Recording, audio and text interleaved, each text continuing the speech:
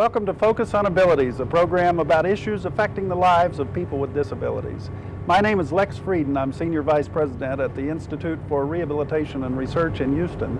And today we're going to interview Wolfgang Zimmerman from the National Institute on Disability Management and Research in British Columbia, Canada, and also a number of other people who may be interesting to you in terms of their views of people with disabilities and the evolving role of rehabilitation in our society. Thanks for joining us, and please enjoy the show. I don't know, I'm missing something there. This is New Guinea. It's so powerful. I don't see it. I'm having an out-of-decade experience. I was walking and came upon a fountain which bore the sign, "Don't drink the water." Do you get The beggar this? carries a Isn't sign it saying, "I'm fantastic?" blind." What does this poem mean to me? It's like a collage of images. Let's and face it, sounds. not every cultural activity appeals to everyone. Finding an oasis. So we're giving you something everyone likes, a choice. That's why 23,000 arts and humanities groups are inviting you to find something you can get excited about. Just call for a free brochure about what's going on in your community. I think I'm getting into this. They're tuning up. The arts and humanities, there is something in it for you. There's a lot going on in your community. For a free brochure on how to get involved, call our toll-free number. Our guest today on Focus on Abilities is Wolfgang Zimmerman, Executive Director of the National Institute on Disability Management and Research in British Columbia, Canada. Wolfgang, welcome to the program. Thank you very much.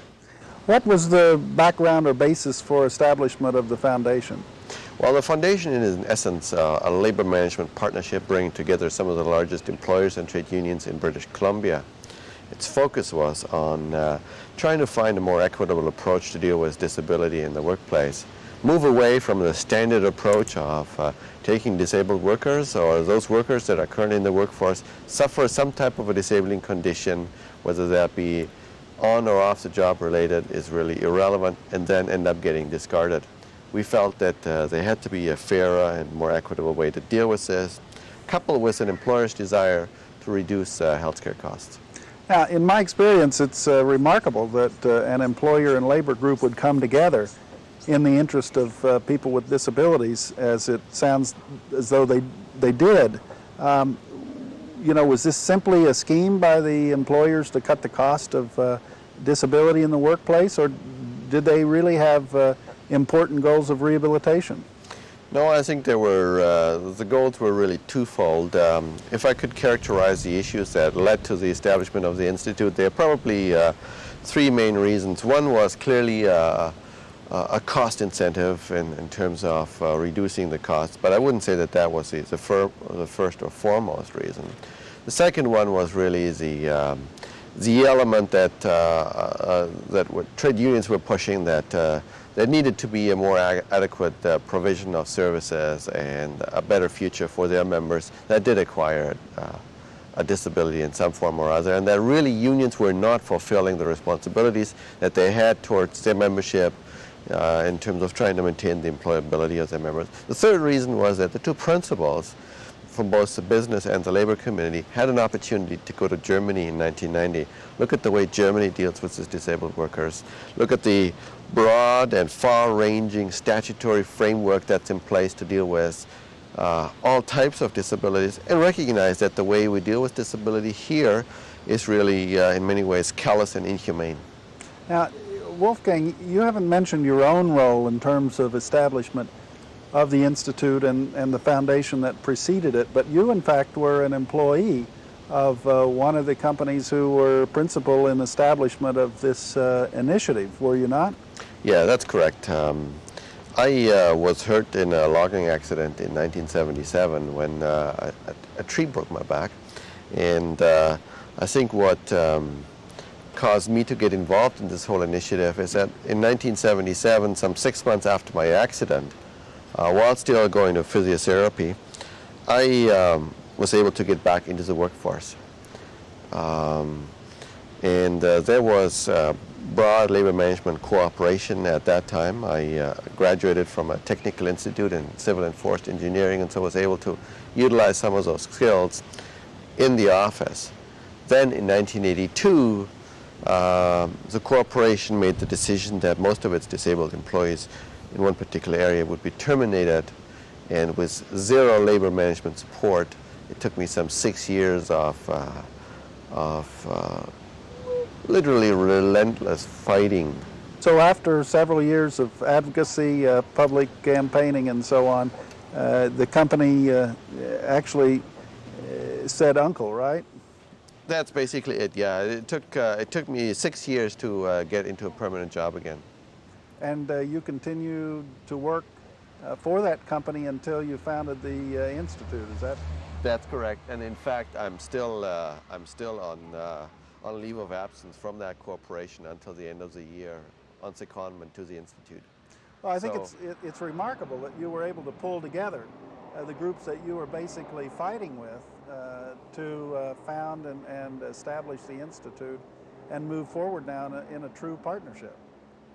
Well, there's been a tremendous amount of commitment. I mean, individuals like yourself have been enormously helpful and influential in this process. It's very much a joint effort where everybody contributes a little bit, everybody contributes an inch, and altogether we achieve a mile. Now, Wolfgang, having experienced a disability and having realized from personal experience how devastating it could be to be injured in the workplace and lose your job, and really be discriminated against based on the fact you have a disability and not on the fact that you can't do your job. Well, my objective had always been to ensure that a scenario and an environment is created which would preclude a situation like that, like the one that I encountered in 1987, from ever happening again. I mean, when you look at a labor force participation rate in Canada, people with disabilities at 2.54%, when we know that only 6% of people with disabilities have been accommodated in this country, then the only way that you can make a continued meaningful contribution is if you maintain your connection with your accident or with your employer that you were at while you acquired your disability. And I think that what happened in 1982 has sort of driven me to that point to try to bring about some change. I think what's been really motivating as well is the notion that there are other jurisdictions where this would not be allowed, where this is in fact illegal. What is the primary mission for the Institute now? The Institute's focus is really to create the type of tools and the type of programs and policies that will allow business and labor and government to an extent to work together and try to create programs in the workplace that will ensure that if you acquire a disabling condition, you're not shunted aside, but there's a support framework for you and your family. Do you see this leadership limited strictly to British Columbia? Oh no, I mean, partners in the Institute include a number of organizations, literally from 5 different countries. Yourself and several others from the United States, people from Australia and New Zealand, Germany, as well as individuals from across the country. It's really the physical location, which is in British Columbia, but that's about the extent of it. Now, your aim heretofore has dealt primarily with people who are injured in the workplace. What about people with disabilities who acquire those disabilities through other means? We don't make a distinction between disabilities acquired on or off the job. And the employers who you counsel, I suspect that you are... We make those programs universal across the board. And what about the unions whose job is to represent workers? I mean, do they recognize the need to make the programs more comprehensive? Yes, absolutely, to the point where more and more collective agreements that are being signed in Canada today have some very clear clauses that deal with disability in the workplace, return to work, whether that is in the form of establishment of rehab committees and so on. And considering that more than 40% of the Canadian workforce is unionized, and by and large, all our larger employers are unionized, this is a really significant chunk of the workforce that would be covered. Thanks a lot for taking the time to spend with us here today. It's been my pleasure, and I very much appreciate your participation and your interest in coming here.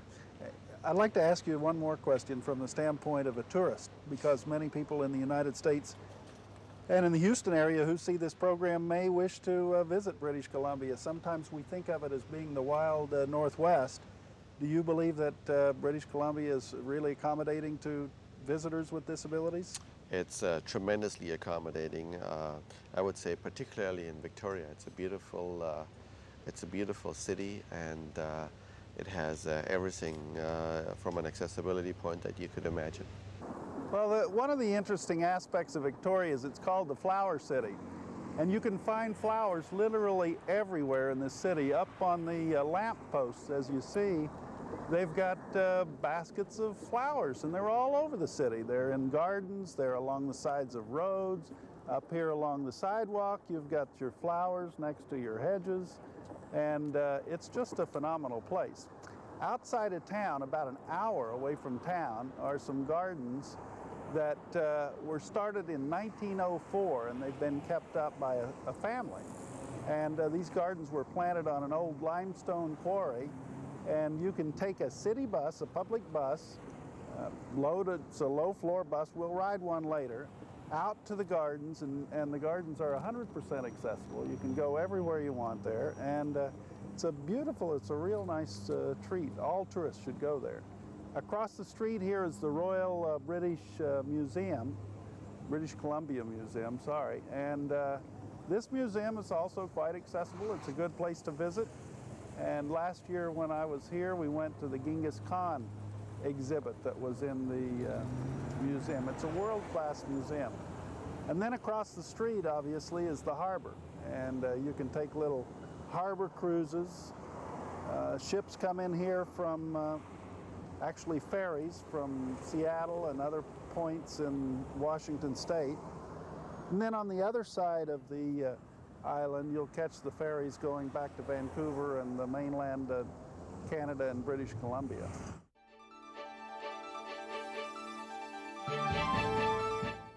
I should have never left her alone. Never left her alone. What are you doing, you crazy girl? What's he doing? I'll be right back, okay, Tanya? Mommy. Be good, don't make a mess. Hello? If you leave your child alone in the bathtub, Oh my God, oh my God! your life can change in the blink of an eye. The most painful burn is the one you could have prevented. I only left her for a second. Gavin, in your experience in New Zealand and Australia as well, do you believe that people with disabilities, the role of people with disabilities is changing in society? Yes, we've seen over the last 10 years in particular in both Australia and New Zealand a significant change in the role of disabled people, becoming more integrated in communities, being more involved in employment opportunities. Far more aggressive return to work programs are available, far more innovative and creative disability management programs have been created as well. So the role is changing. They're starting to play a more prominent role in politics, business, social change and so on. Well, where does the onus for that come from? Is it the people with disabilities? Is their own advocates? Is it organizations of people with disabilities? Is it business, or is it the policymakers? Well, I think there's a combination of change involved in this. Typically, people with disabilities have, through their own advocacy group, promoted their requirements and their wish to participate on a very positive basis, and that's also moved and enhanced their opportunities. At the same time, governments have been more proactive and determined to move the rights and opportunities for disabled people forward. And business has reciprocated and made sure that those opportunities are accommodated as well. Now, as you talk about rights and opportunities, obviously the infrastructure and the support networks need to be improved to accommodate people in and include them really in the general population. How is that changing in Australia and New Zealand? There's more and more legislation all of the time designed to achieve change for the better for disabled people. More access, more opportunity, greater equality, better education programs, better access to education programs, changes in industrial scenes relating to entitlements, salary structures and so on. All of those things are very, very positive and have been promoted quite consistently in recent time. So the infrastructure has changed dramatically in the last 10 years. And the governments are bearing the burden of the cost of these changes? Yeah, government's typically carrying more cost of these changes. So too is industry and commerce, which is an appropriate change as well. Is there any end to that? Do you see the willingness of companies and of governments to sponsor these kinds of progressive changes coming to some end at some point? I would suspect that will be the case, but there is no evidence of that being the situation at this time. Now, your work in New Zealand really deals with compensation for people who are hurt on the job, is that right? Well, we provide very interesting services in New Zealand because we provide injury prevention, compensation and rehabilitation programs for all people in New Zealand who are injured, whether it be on the road, in the workplace, at home, social, domestic and recreational injuries, our defence forces, criminal damage, medical misadventure and overseas visitors. So you're able to kind of take a systems-wide view of the issues pertaining to accident, injury, disability, medical rehabilitation, return to work and so on. Yes, we have a very comprehensive scheme that looks at everybody from their own perspective and does what it can generally to get them back to either their pre-injury status, whether that be in the workforce or at home, or acting in some other community role. And so we're able to ensure that there's equal access of benefits, equal entitlement and delivery of services, and there's no differentiation as to how the injury was sustained.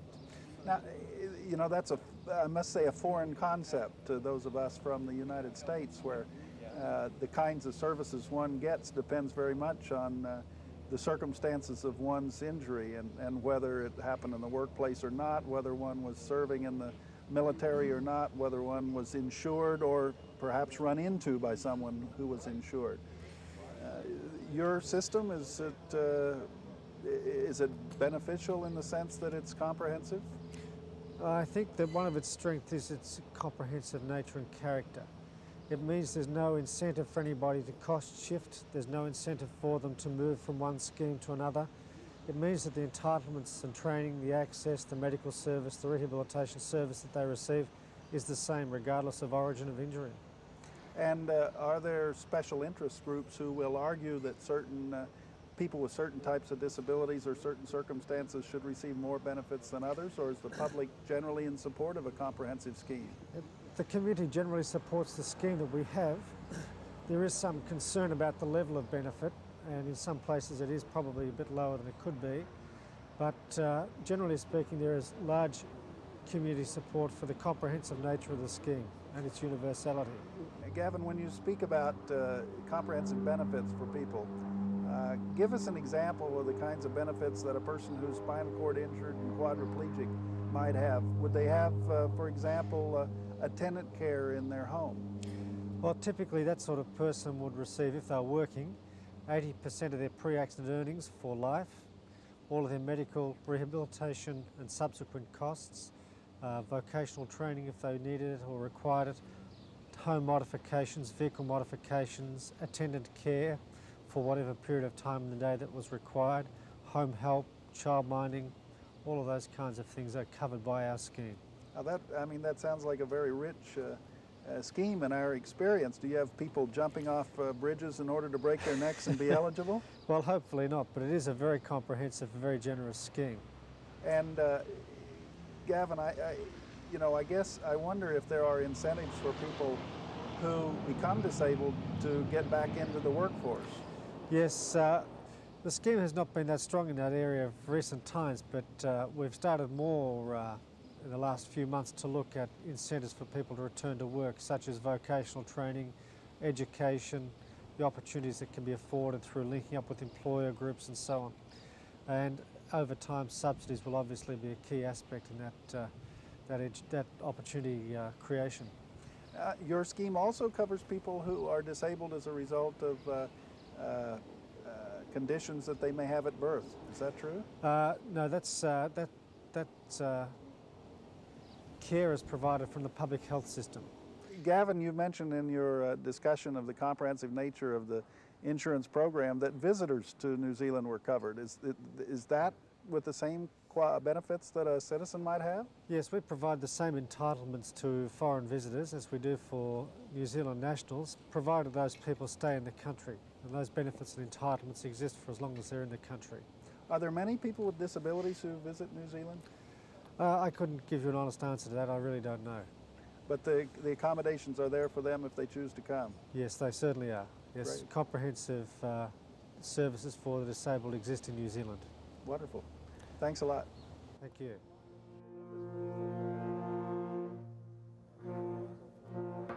Hi, how are you today? Got one wheelchair and one attendant. Mac, hand him the credit card here, please. Sure, put on the credit card? Yep, thanks. Talk to him about his job. You work for BC Ferries? Yeah, you're from Texas? Yeah? How'd you know that?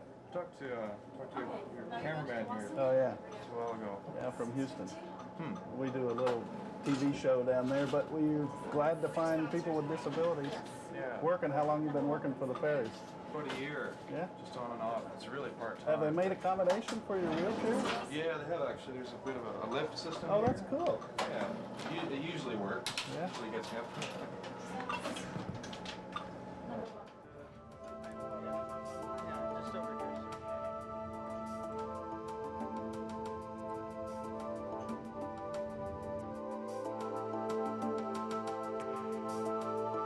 We're on the ferry with Michael Denton, who's the customer services officer from BC Ferries. Welcome again to Focus on Abilities, and welcome to the ferry. Michael, what's the name of the ferry we're traveling This on? ferry, Lex, is the Spirit of British Columbia. It's one of our ships that we're very proud of. It was built in 1990, well, it came on service in 1993. It's a capacity of 2,000 passengers, 470 vehicles, and has a gross weight of 18,790 gross tons. Now, when I spoke to the woman on the telephone about the times of passage and so on, she recommended this ferry, I think, because she called it the super ferry. It has been dubbed the Super Ferry, that's right. A lot of local people call it the Super Ferry because it's the largest, one of the two largest ferries in our fleet. This one has a sister ship called the Spirit of Vancouver Island, which came into service in 1994. I see. But this ship seems to be quite accessible. Have you made special provisions for people who have mobility impairments and other disabilities? We're very proud of the advances that we've made in this area, Lex. We in this ship particularly, we have wheelchair accessibility for getting on the ramp, as you did today. We also have accessibility for those people that come on in a vehicle. With a little bit of forewarning, we'll be able to place their vehicles close to an elevator, and then we can take them up onto these passenger decks by elevator. We also have accessibility in the buffet here, and also in the main restaurant. We have tables specifically designed for those with disabilities. We have a stateroom for people, which is accessible for people with disabilities. So a place for somebody to lie down if they needed to, exactly. Or rest? A little bit of private time. Some people like to have a stateroom just to work in quiet solitude, if you like. Maybe we'll take a look at one of those in a little bit. That would be great. Yeah, we'd be happy to show you. I also noticed the toilet facilities are accessible around the, That's right. We boat. have great facilities for, again, wheelchair accessible. We also have emergency buttons in there. If somebody has difficulty, then you can very easily press the button, and that rings in our chief steward's office, and they'll send somebody out to help you. Now, I've noticed that the crew and the people who work in the terminal and so on are quite customer-oriented. Do they get any kind of special briefing on manners or protocol as it relates to people with disabilities? Customer service is one of our top priorities. Safety is our top priority. Customer service is our second priority, and we do whatever we can for anybody, physically disabled or those with disabilities or not. And we're really trying to improve our customer service generally throughout the fleet. But there, as far as you know, there aren't any particular training or orientation activities that are designed to brief the crew on special needs of people with disabilities. They're just naturally oriented towards that. I would say so. Yeah, I'm sure that they do receive some special training in their training to be on the ships here. Of course, they are all Coast Guard certified to help with people with disabilities in the event of an emergency. And I've noticed that some of your ferries, the maps indicate the ferries go all the way to almost Alaska. Almost. We have a service which goes from the northern part of Vancouver Island, Port Hardy, up to Prince Rupert, and that's a great service. And we that, also have the service which goes now in the inside passage and visits some of the smaller communities. That started this May, and that's proven to be very popular. That's that should called the be Discovery Coast Passage. almost a tourist trip. I mean, a scenic. It is. It's very popular with the tourists. And those are all accessible ferries as well. That's right. The passage from the northern end of Vancouver Island to Prince Rupert is 11 hours? 11 hours, that's right, Lex. And, any special appointments on that? They have staterooms, they have nice lounges. It's very comfortable for a long journey. As you can see, the staterooms on the BC ferries are accessible also to people in wheelchairs. Big seats, big couch, you can lay down if you need to, and even the toilet around the corner is accessible. It's a really nice design, and people who are travelers with wheelchairs may have the same amenities as anyone else on these big boats. Thank you all very much for joining us for this edition of Focus on Abilities. This program has been filmed in British Columbia through the courtesy of Phil Pendry, a Canadian independent television producer, and I want to thank our friends at the Municipal channel as well for their efforts to put this program together. Please join us next time for more Focus on Abilities.